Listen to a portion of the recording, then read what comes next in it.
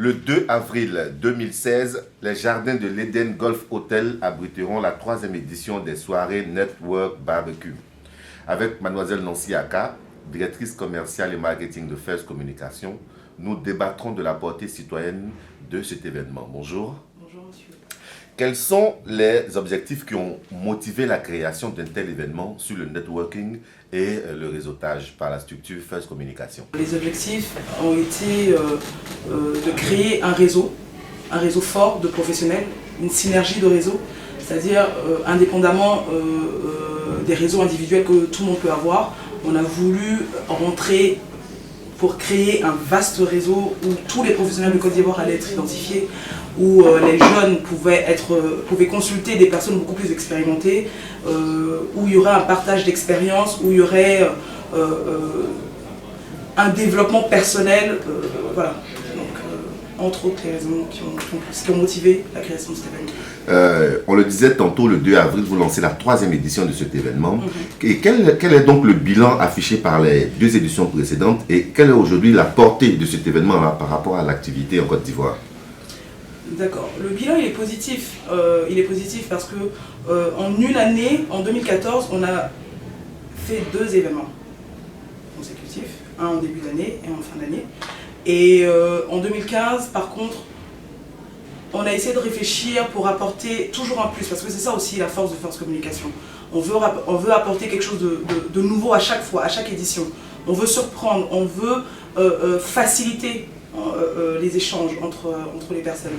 Après, la portée, on va dire qu'il y a une portée citoyenne derrière. Essayons donc de l'évaluer, justement, cette portée citoyenne-là. Aujourd'hui, quelles sont les retombées pour ceux qui ont eu la chance de participer aux éditions précédentes de l'événement? Nous avons eu beaucoup de personnes qui ont tissé des partenariats, qui ont agrandi leur portefeuille client, qui ont trouvé du travail. Voilà. Donc nous, c'est ça notre satisfaction. De savoir que derrière, nous, on met en place la plateforme et les participants qui se prêtent au jeu, qui en veulent vraiment, ressortent avec, bien sûr, quelque chose de positif. Et comment vous évaluez justement après l'après-événement, quand vous l'organisez, est-ce que vous avez des repères? Comment est-ce que vous savez éventuellement que justement il y a un suivi qui est fait après, juste le côté festif qu'on voit, que tout le monde voit? Derrière, je veux dire, nous, on recueille quand même l'avis de nos participants derrière pour savoir qu'est-ce qui a marché, qu'est-ce qui n'a pas marché, comment est-ce qu'ils souhaiteraient que l'événement soit orienté pour que nous améliorons la prochaine édition, et ainsi de suite. On ne peut pas nous s'asseoir tout seul. C'est vrai qu'on a eu cette magnifique idée de créer cette plateforme-là, mais on ne peut pas nous s'asseoir tout seul et décider de ce qui est bon pour les gens. Parce que concrètement, ce sont les participants qui font l'événement. Vous l'avez dit tantôt, First Communication fait l'effort d'apporter des changements chaque année. Quel est le programme de cette première édition de 2016? D'accord, pour 2016, ça va être revu carrément du tout au tout. Hein. On a remodélisé la plateforme, c'est-à-dire que là, vraiment, on a une séparation entre le networking et la partie festive. Il y aura des workshops qui vont entrer en jeu, donc des institutions fortes qui seront sur place pour entretenir les participants déjà sur leur mission, sur ce qu'elles peuvent apporter aux participants, leur donner la possibilité de poser toutes les questions. Il y aura des jeux interactifs qui sont issus de jeux qu'on peut rencontrer, auxquels on peut participer de manière anodine, comme le speed networking qui découle du speed dating. Voilà, pour les rencontres amoureuses, pour ceux qui connaissent pas. Il y a le network ou vérité qui découle de l'action ou vérité. Je veux dire, la plateforme a été repensée de manière pour être dynamique et puis vraiment permettre aux gens de créer véritablement, de se rapprocher déjà et de créer véritablement des opportunités.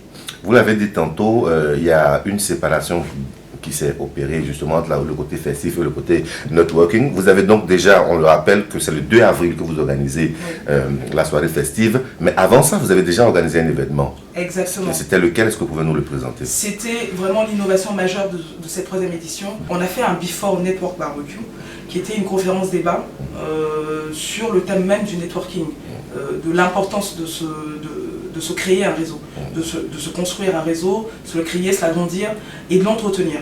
Donc on a eu pour nous des symboles forts de réussite sociale. Entre autres, M. Fabrice Sarwignon, qui est le DG de Vaudou, entre autres M. Serge Kouakou, qui est le DG de GKTS, Monsieur Mamadou Doumbia, DG de la SMB, et Monsieur Stéphane Afro, qui est DGA de Kaidan Group. Okay. Donc, oui, c'était pour nous, c'est des personnes qui ont réussi par la force de leur réseau, selon nous. Après, comment ils y sont arrivés, comment est-ce qu'ils ont utilisé leur réseau pour arriver là aujourd'hui où ils sont, c'était ça le plus important. Et je pense que les participants étaient satisfaits. La soirée festive, on le rappelle encore une fois, c'est pour le 2 avril. Quand on parle de fête en Côte d'Ivoire, on ne peut pas ne pas parler d'artistes, de concerts. Qu'est-ce qu'il y a au programme? Bah écoutez, sur cette 3e édition, on va dire que là on est revenu chez nous. Parce que la première édition c'était American Network Barbecue, la 2e édition c'était African Network Barbecue. Là on s'est centralisé sur la Côte d'Ivoire. Et on sait tous que la Côte d'Ivoire c'est un pays de joie. Donc le thème c'est Ivorian Network Barbecue. Donc tout ce qui peut caractériser l'Ivoirien sera représenté sur la plateforme. En artiste, on aura Serge Beno, qui est une des stars montantes aujourd'hui de la musique ivoirienne.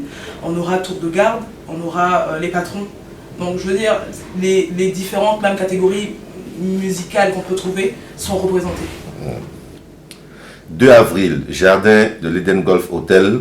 Comment on participe à cet événement? Pour participer, c'est tout simple.